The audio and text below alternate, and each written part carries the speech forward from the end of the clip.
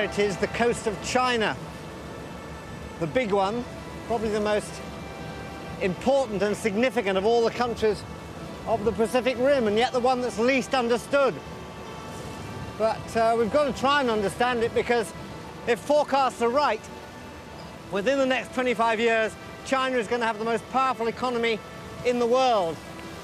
Yeah, I still have that feeling, probably partly because of its recent history, feeling of apprehension about travelling in China, a vague whiff of difficulty and discomfort. But I'm also deeply fascinated and looking forward to getting there. Slipping into China through the port of Qingdao is like coming in through the back door.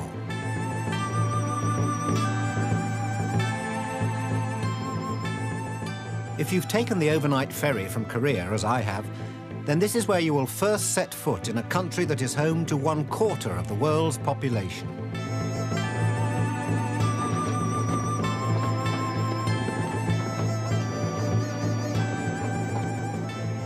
The first surprise is how big the place is. Qingdao has grown from a seaside resort to a city the size of London in just 20 years.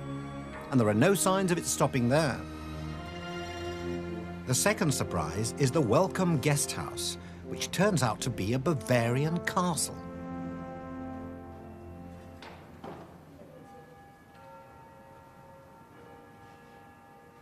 It was built for the governor 90 years ago, when Qingdao was a German colony.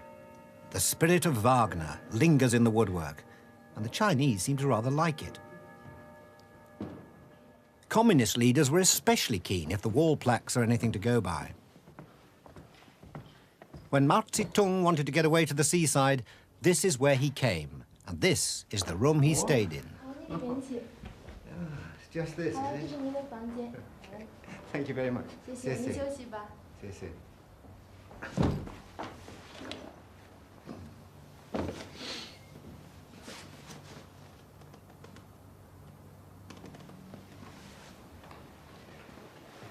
Little ante-room for drinking tea and planning revolutions. And through here, another little room, leading to another huge room, the state bathroom. That's wonderful.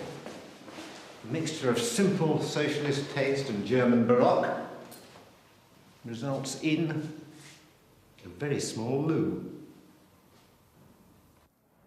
The old colonial town has survived remarkably unscathed, maybe because the party leaders liked it so much.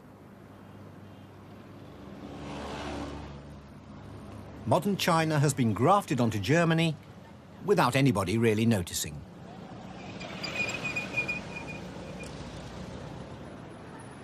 As soon as I've unpacked, I take a walk to get my first feel of life on Chinese streets.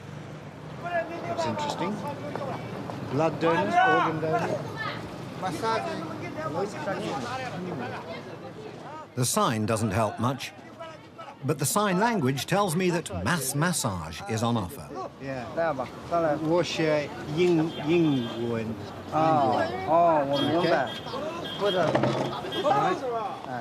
Every single masseur turns out to be blind.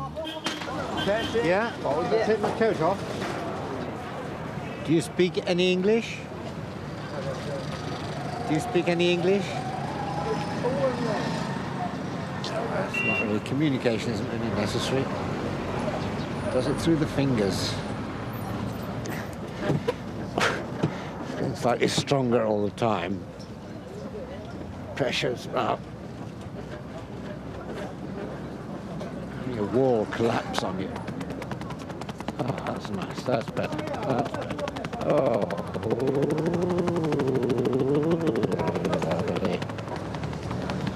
Turn me out on the street in a minute. Public massage is clearly not unusual in China, and I come away converted. Walking on air. Walking on air. Really, it's a tough massage. A few bones broken, but I feel wonderful.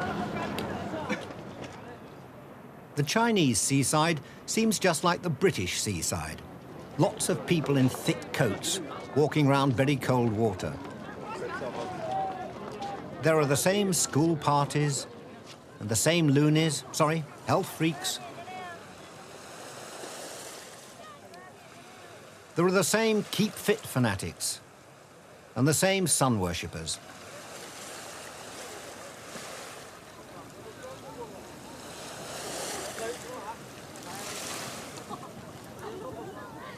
Being photographed seems to be a passion in China, and one that an old ham like myself can hardly resist.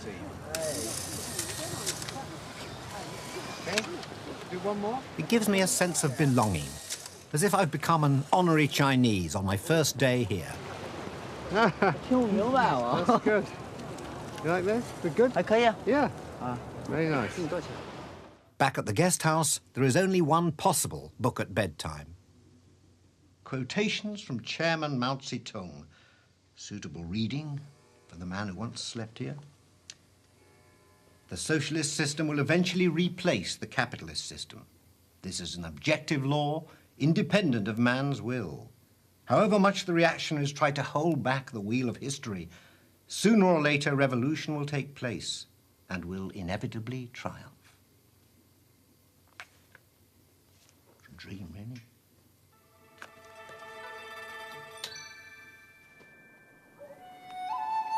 Among the hills outside the city is something never envisaged in Mao's Little Red Book, a vineyard producing Chinese Chardonnay. It was started 12 years ago by a pioneering Englishman who went bust and died at the age of 43. Michael Parry's grave overlooks slopes where supply can now barely keep pace with demand. Do the Chinese like wine now? Oh, yes, very much. Wu Liqiu is the chief winemaker at the Huadong vineyard. Yeah, Yes. that's good. Because our production is getting bigger and bigger. Yeah. Michael Parry's unfulfilled dream has been realized as a joint venture project between the Chinese and a British company.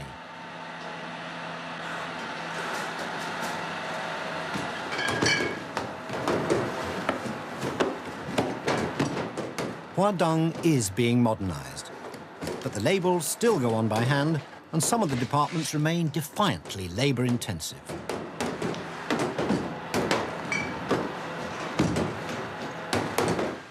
In the end, of course, it's all a matter of taste. A magic moment. Let's start from Wu Riesling. Liqiu. On an afternoon when we certainly didn't need to chill the wines, Wu Liqiu poured me some of his favorites. Well, it's a nice colour. Yep. Pale and Chinese Riesling. Here we go. Yes. Yep. Kind of Kind of. Appley? Yeah, appley. Yeah. Like green apple. Yeah. Well, should we break the ice? Taste it?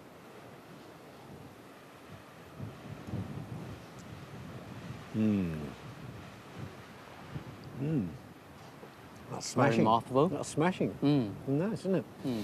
Well, So That's we good. change to Chardonnay. yeah. I could do with a few more glasses, but China awaits. There's a lot of the country still to go. Well, we've come inland now from Qingdao on the coast to Taishan, which is China's most sacred mountain. And it's considered very much to your spiritual advantage to climb it, which is what I, of course, intend to do. Thoughtfully, they put some steps up the mountain, 6,293 of them, so better get started.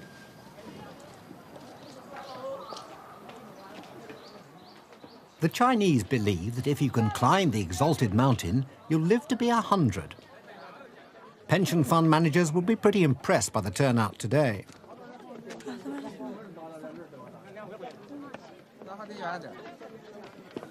Good for you, though, isn't it?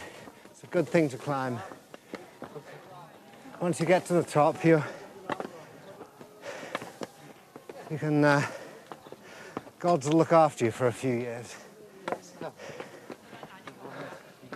Till you come again.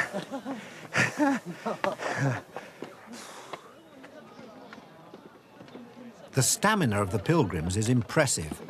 Taishan Mountain is 5,000 feet high, and well before the top, we're in amongst unmelted snow. I've lost count now, but I think it's about 200, about one.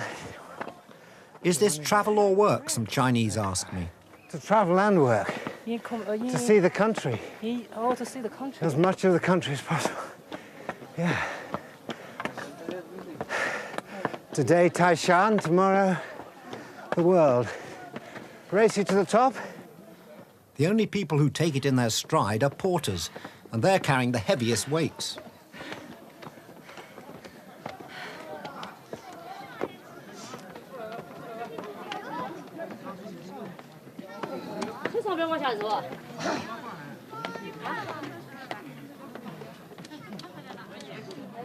Taishan Mountain has great meaning for all Chinese. The Taoists believe life begins where the sun rises, so this, the most easterly mountain in China, is the most sacred. Even Chairman Mao struggled up here.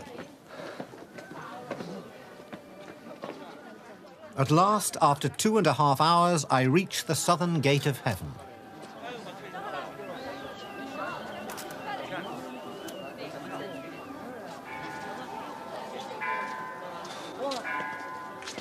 Once through the august portals, relief is short-lived. Not only is the temperature in paradise well below zero, but the real heaven is another half-mile away, up another 100 steps.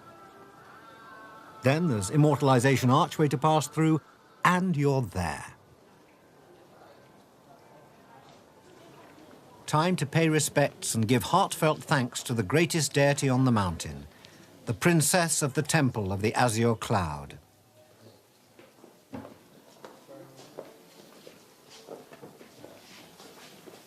Thank you very much. Very nice mountain.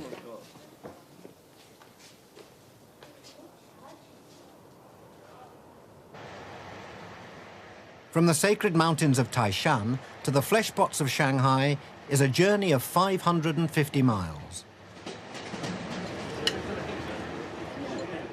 For a communist country, China's trains have always been conspicuously class-conscious. Now the difference between hard and soft class seems to be widening. Hello. Hello. Taking pictures of all Chinese eating breakfast.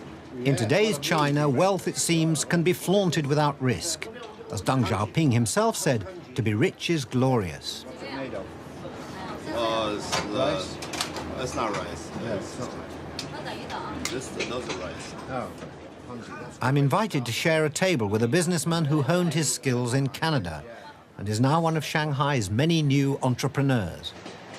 I was here 8 years ago, and it seems to be changing a lot. Do you find it's changed? Yeah, for the last 10 years, it's changed a lot. Yeah. But mostly in these major cities, and especially along the coast, like along Hong Kong border, Shenzhen is the city changed the most. For the last 3 years, Shanghai has changed a lot.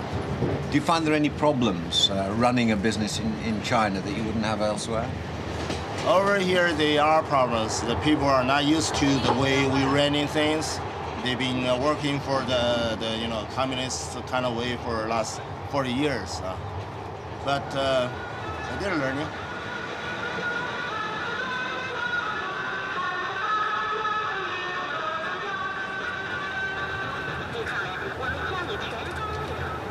It's 8 years since I was last on a Chinese train, and they certainly have changed. I mean, just on the in-train entertainment system now carries adverts. There was one for liquor, there was one for insurance.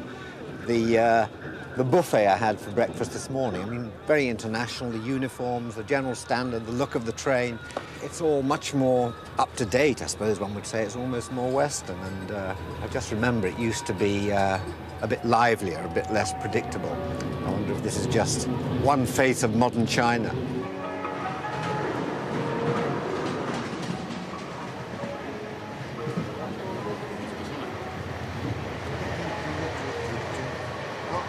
See, more advertising in exactly the right place.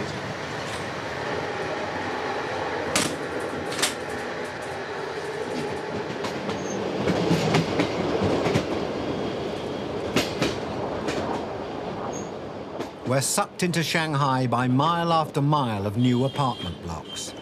They're being built to house all those millions of Chinese who Chairman Mao once exhorted to work the countryside. They're now urged by his successors to seek their fortune in the city. Outside the station, I step into a great stew of cars, crowds and commerce. Overwhelming but exciting.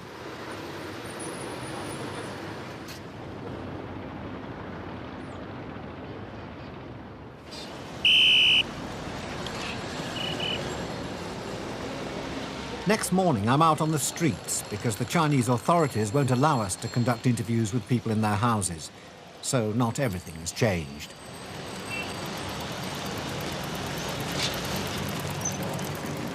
The sheer number of bicycles in Shanghai provides a collective security. It's the cyclist who's boss, not the car.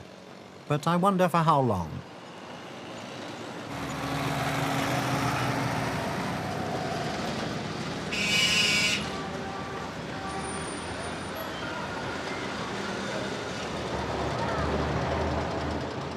I can't quite believe it, but I'm told that right beside these old alleys where Chinese communism was born, there is now a branch of Harvey Nichols.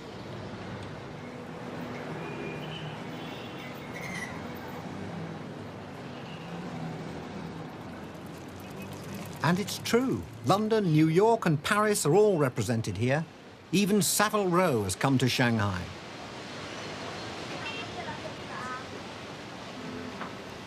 Hello. It's quite a surprise to find Jeeves and Hawkes here.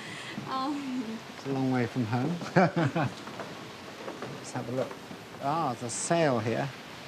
This looks my sort of thing. Can I try this on? You can try it. Yeah, thank you.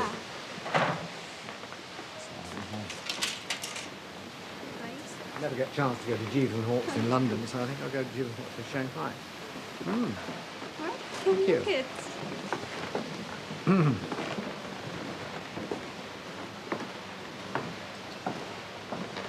Not quite. I don't think it's quite me. I think it should be a bit longer and a bit wider. I could have it as a dressing gown. Yeah. How much is that? So that's 440. 440. For only 440 quid, you look like a complete prat. Let's have a look at the blazers, I think, because they're not in the sale. How much is it? More than 750. 750 pounds, yes. Is it really only 20 years since the whole country wore Chairman Mao jackets? Better?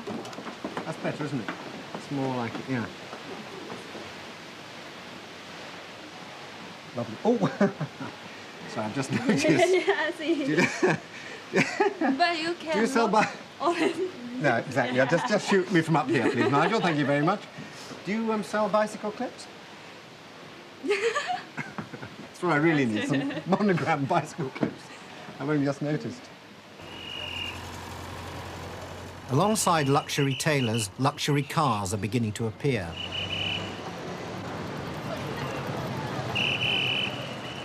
At this speed of change, I wonder how long Shanghai's bicycle repairmen will be able to survive. Good. That's fine. Thank you. Is that enough? Oh. Really? You want that? Bargain. Jitty. It's all right. I'm doing it too. Nice to do business with you. Thanks. Just as you're in danger of thinking you understand China, you come across something like this.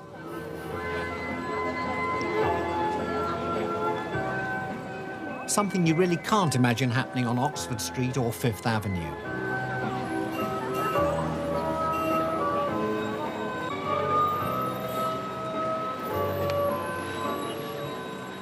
The Chinese love ballroom dancing, and if they can't find a ballroom, they'll do it anywhere. And anyone can join in. You don't have to be Fred Astaire. It's all coming back to me now. I gave all this up for rock and roll. Only had 2 lessons. You don't even need to speak the same language. You just have to be dressed properly.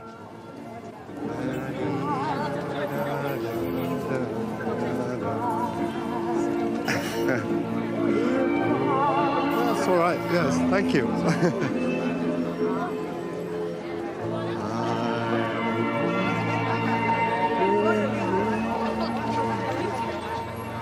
Thank you. Good morning. You are all from London or Cambridge or Oxford? He's from Bristol, Ealing. 人登了上来了，英过来了。 If I want to get to the Bund, which direction do I Then go? go eastward, then you can get to the Bund. Go eastward. Yes. Where did you learn to speak English? I'm a St. John's graduate. You see, St. John's is sponsored by the Americans. Oh, Just right. before the war, before the Liberation War. What did you do during the time we call the Cultural Revolution? What were you doing here in Shanghai? Oh, I'm very sorry. You see, I'm graduate from St. John's, and that would be very troublesome. What?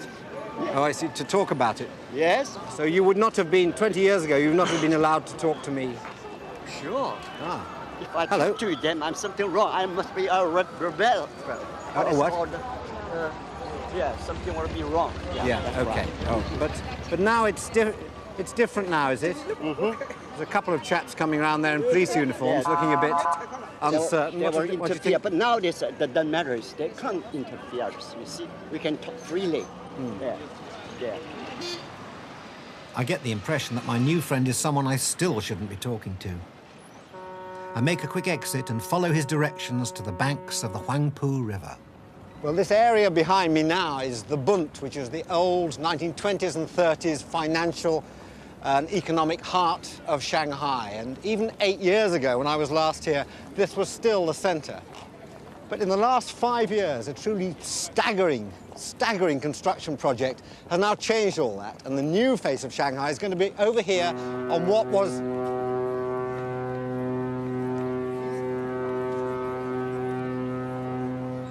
Thank you.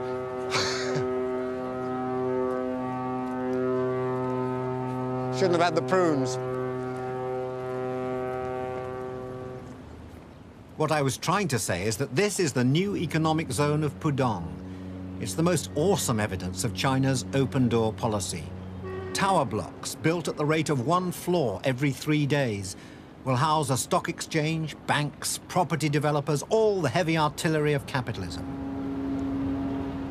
It may be capitalism without democracy, but there is surely no going back to the stern certainties of old-style communism.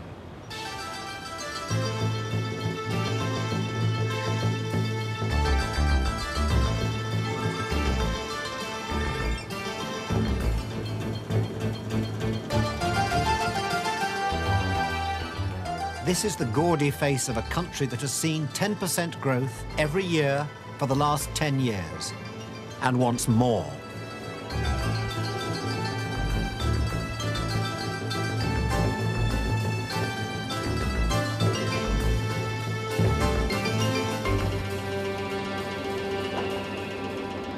Later that night, I catch the Midnight Express out of Shanghai.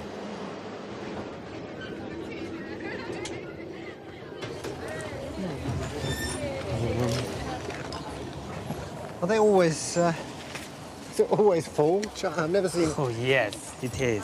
It's always like this. And people have to book ahead for these? Oh yeah. Yeah. How many people? Thousands on these trains, I suppose. Oh yeah.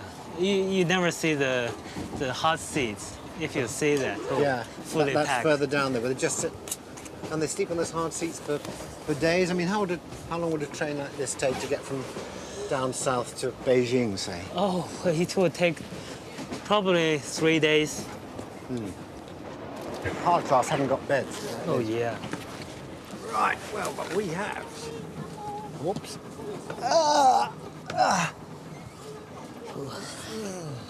Ooh.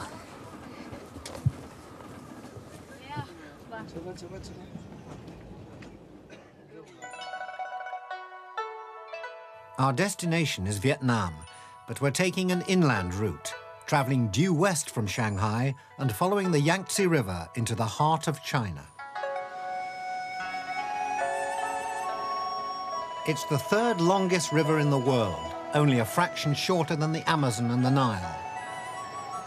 Upstream from the city of Yichang, it enters a series of gorges which cut through mountains so steep and impassable that the river is still the only way through. The Yangtze is a dangerous river. Attempts have been made to control its mighty, unpredictable flow. The lock at Gerju is one of them. Before it was built, boats had to battle their way through rapids, whirlpools, and fierce currents.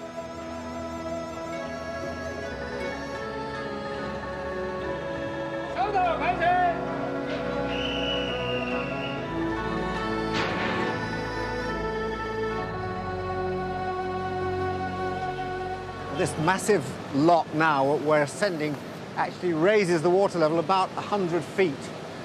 And it's here because the Yangtze has already been dammed at this point. But if the Three Gorges project goes through, this massive damming project, which the Chinese government insists will go through by the year 2009, then there'll be many more locks like this for people to navigate as they go up the Yangtze. But this is pretty spectacular.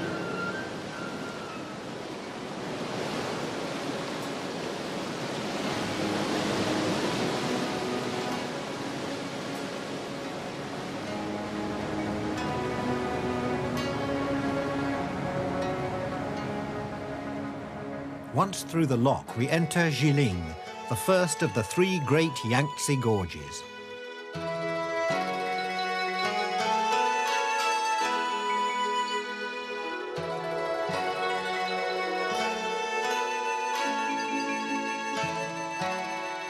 This was once the most treacherous stretch on the whole river. Massive rocks claimed dozens of ships and thousands of lives.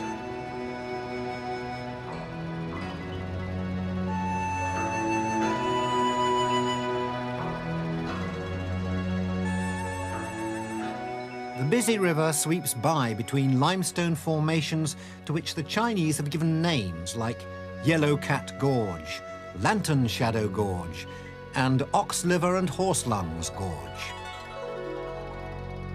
Then quite suddenly the landscape changes utterly.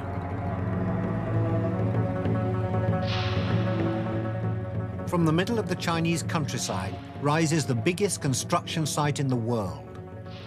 Over the next 15 years, a gigantic wall, 600 feet high and 1¼ miles long, will rise from these foundations. It will cost $20 billion. Well, this is currently the most important and probably the most controversial point on the Yangtze River, because you can see the workings for the Three Gorges Dam, which will extend across the other side of the river here, so that everything from here on that we're going to see, the gorges we're going to go through, will, in 16 or 17 years' time, be totally underwater. The homes of over 1 million people will disappear beneath a lake 370 miles long. The project promises safe navigation, cheap electricity, and an end to devastating floods. The cost will be the loss of all this.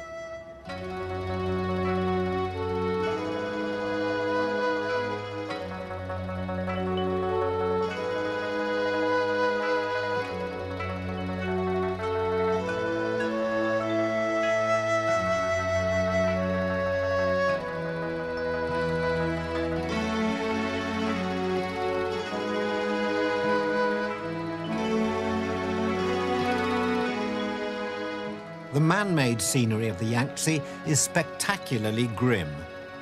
Ancient power stations belch fumes. A permanent smell of sulfur hangs in the air. These towns look doomed. Why change anything when in a few years all this will be engulfed?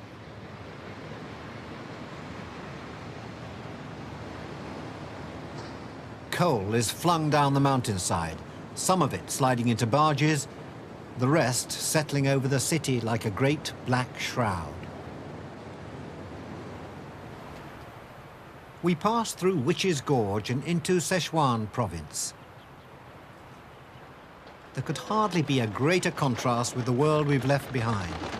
The glittering promise of Shanghai and the Three Gorges Dam. This is old China, where machines are few and expensive and human effort plentiful and cheap.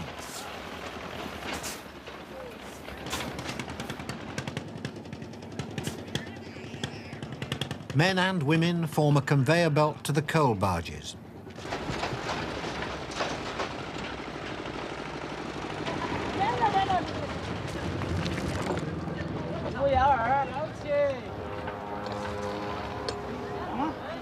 We decide to stop here and look at the town. It's called Wushan, a small, hard-working place of few luxuries.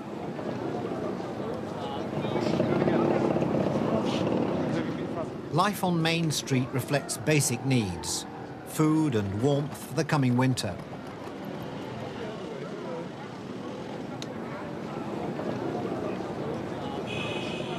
For some reason, Wushan is full of hairdressers.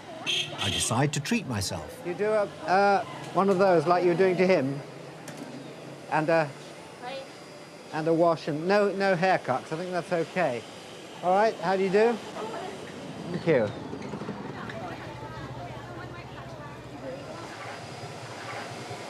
This is a monk's hair wash. So just do the bit in the middle. Thank you.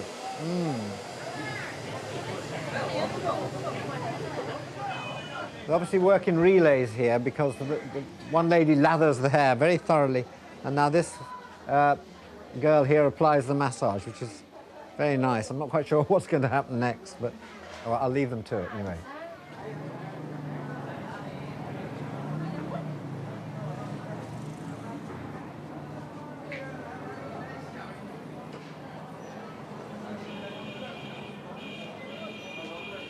I don't think this happens very often in a town like Wushan, judging by the audience.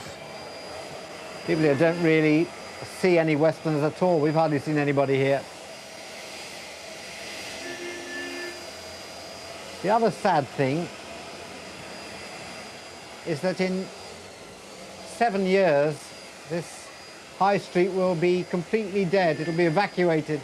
And in a couple of years after that, about 10 years from now, it'll be underwater.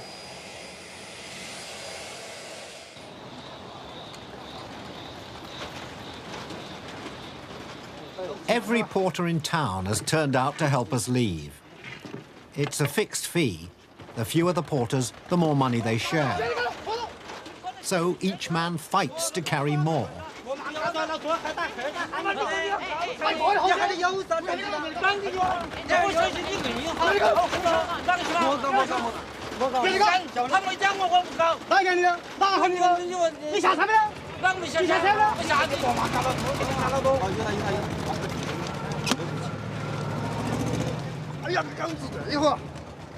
Believe it or not, these are the lucky ones.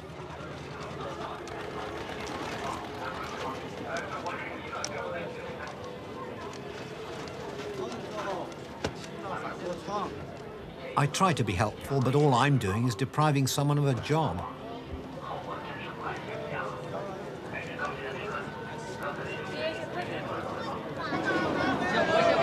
Separated from the rest of China by a ring of mountains, Sichuan is home to 100 million people. For many of them, the Yangtze is not only the lifeblood, but the Great Highway.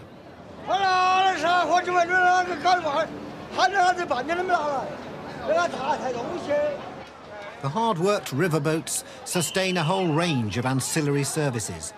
As departure draws closer, the pace in the kitchen rises from merely manic to hysterical.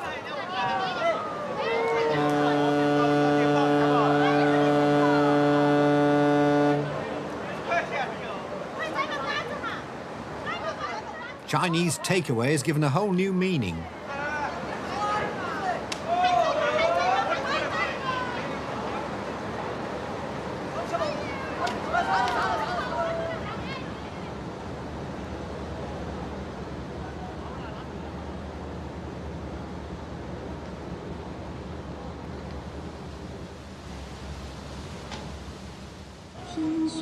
Those of us not enjoying the benefits of a Chinese throwaway eat in the more sophisticated surroundings of the first-class dining room.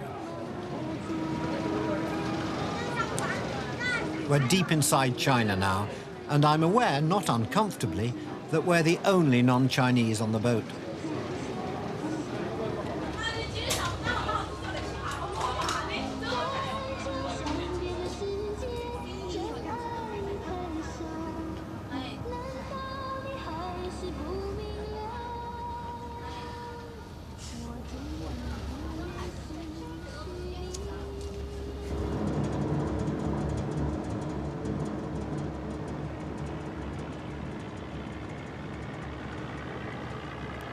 Well, after 3 days and 2 nights on board ship, we've negotiated. Thank you. We've negotiated. Shut up. We negotiated our way down the Yangtze Gorges to the town of Chongqing, which is laid out here. It's about 1,500 miles from the mouth of the Yangtze in Shanghai, and here the Yangtze River meanders off for another 2,500 miles up towards the Tibetan border. We, on the other hand, have to now try and head south towards the Vietnamese border and try and get a train across to Hanoi. The last we heard was that there definitely wasn't a train service across the border to Hanoi, and also that there definitely was, so we'll just have to go and see for ourselves. But this might have been the easy bit. At first sight, Chongqing looks as romantic as all the other cities of the Yangtze. The difference is its size.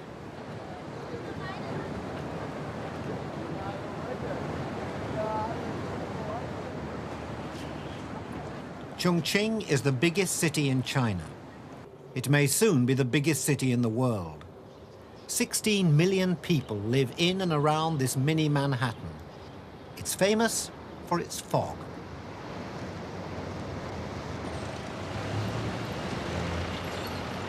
In the morning, I set out for a lunch date. Steps climb steeply from the river. 50 years ago, the entire water supply for the city was carried up here by an army of 20,000 porters.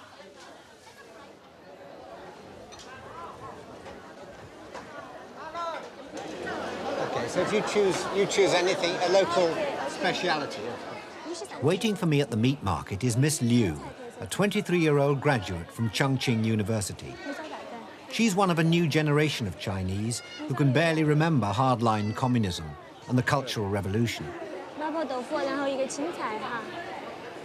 okay. So Miss Liu, the meat that's hanging up here, that is the menu, is it? That's where the food we're going to eat comes from? Yeah. So what have we got? What's this we're starting with? I think this is the steamed meat, Steamed meat. the pork. Pork meat, yeah. Have Shall a I try a try. bit? Yeah. Try a bit of steamed pork.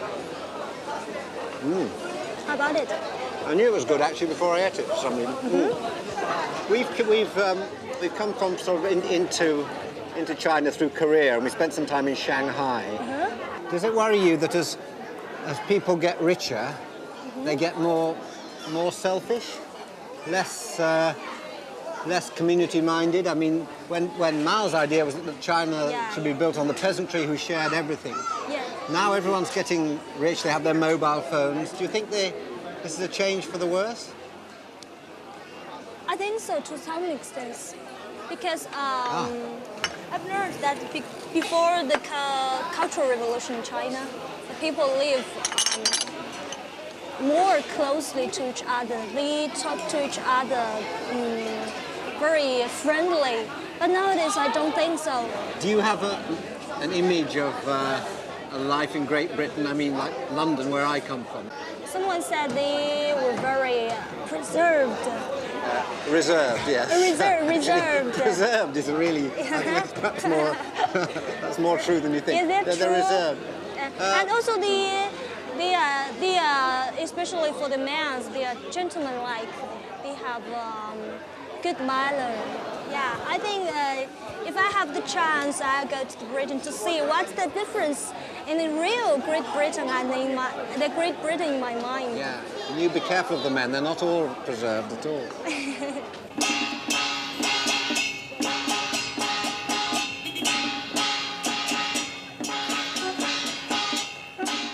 Not the local football supporters, but retired people exercising communally in the socialist manner.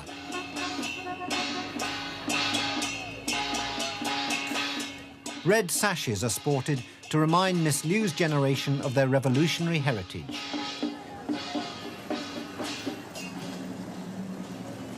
Time to leave Chongqing.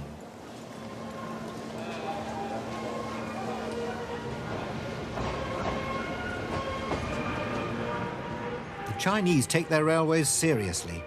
Complete with its own martial music, the 9:30 for Guiyang pulls out dead on time.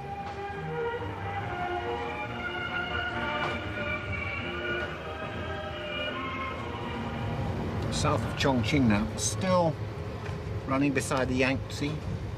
About another half hour or so, still the main artery of China.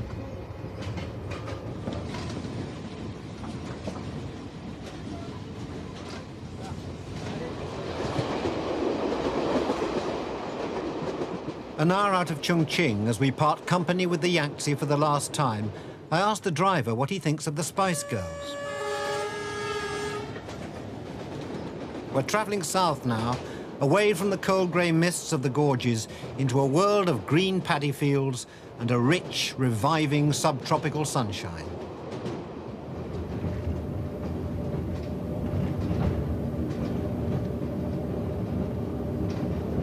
The railway slices across a high limestone plateau and into Guizhou province.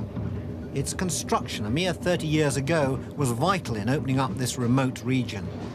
But even so, Guizhou remained closed to foreigners until the 1980s.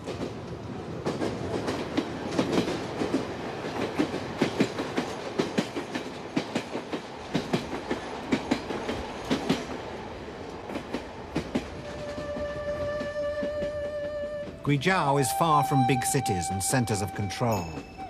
These mountains have provided a last refuge for some of the oldest tribes in China.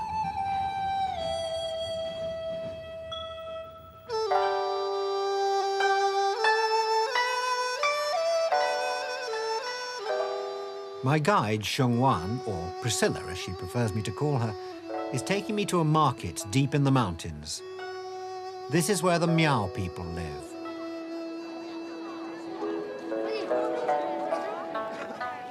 The Miao form an ethnic minority of some 5 million. They've more in common with the mountain people of Laos, Vietnam and Burma than they do with the Chinese.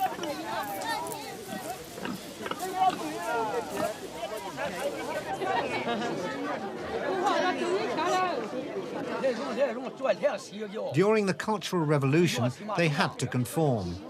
Now they're free to live the way they want, but they remain very poor. Would you buy things from this market? Would you buy food here? Is it sort of safe? Yeah. Yes, it's safe. Yeah, it just looks kind of basic there. Meat laid out on the open tables. Do you want to try some? Suddenly lost my... Yeah, I love these. And the women, do they all wear this all the time, this national dress? Yes. Yeah. Yes. And they were even more beautiful on holiday, on festival days. Yes. So, but they just come, they're not wearing this just for market day. This is what they normally wear. Yeah, normally wear. Right. These days, the Miao are actively encouraged to celebrate their own culture. The Chinese have set up a minorities ministry to make sure that they do.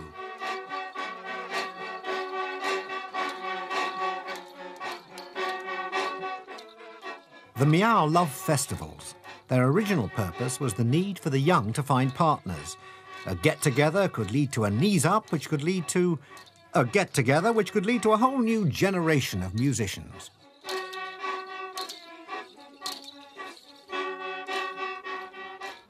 Driven out of the rich lowland plains by the Chinese, the Miao have had to make a living from a magnificent landscape, but very poor soil.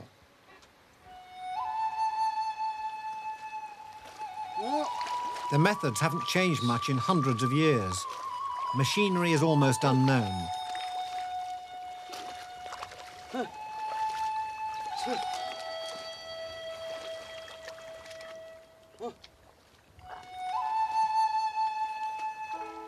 Their tractors are water buffalo, and their seed drills are women and children.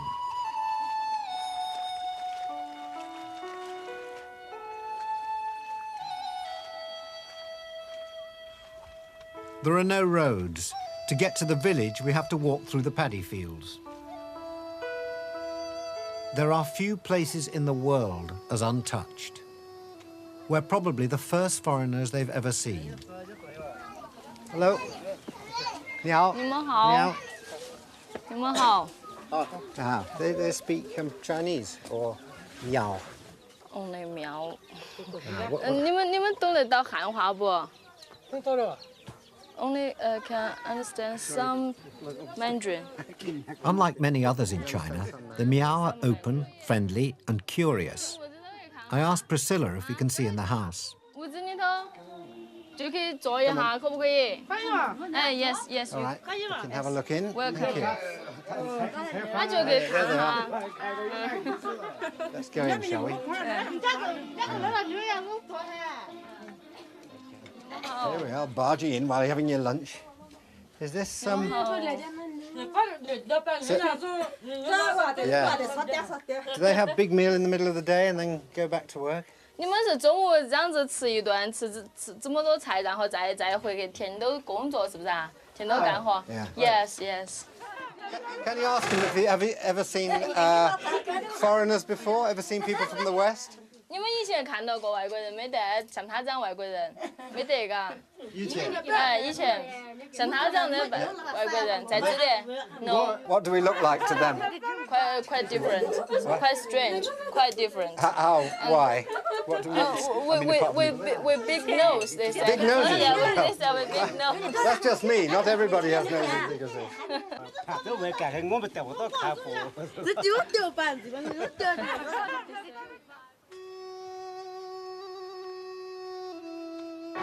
Two weeks after entering the Yangtze Gorges, we're out of the mountains and rushing across the southwestern plains towards the Vietnam border.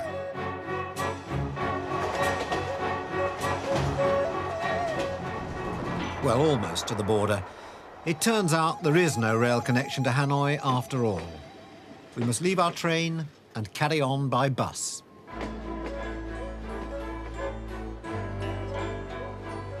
We're set down, hours later, at a grand, strangely deserted frontier. Well, this is Friendship Gate in Pingxiang, and it marks the end of China and the frontier with Vietnam, which I hope to cross in a moment.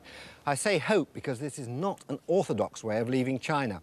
In fact, in 1979, the Chinese and the Vietnamese went to war, and this whole border was sealed off. They're now opening it again, sort of tentatively, but not many people here. I just hope for someone to see my passport, help us all across. And sadly, it's goodbye to China and hello, Vietnam.